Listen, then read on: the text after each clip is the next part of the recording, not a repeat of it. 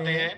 तो एक चीज मैंने आपको बोली थी, बाय 2030 आप देखेंगे कि आपका खुद का क्रिप्टो एसेट जो एम कॉइन है या राइजर है, वो टॉप 100 में नहीं, एटलीस्ट मिनिमम जो मुझे लगता है टॉप 50 के अंदर ये जो कॉइन्स है आपके, ये ट्रेंडिंग में होंगे।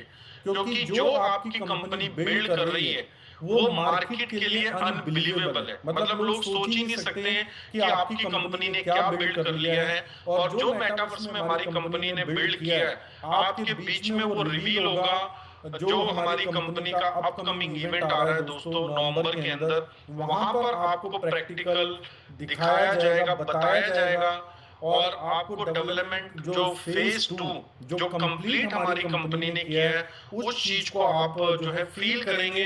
देन आपको समझ में आएगा कि मेटावर्स का कितना बड़ा यूज केस है। तो दोस्तों, हमारे इकोसिस्टम में सबसे बड़ा है M20 चेन।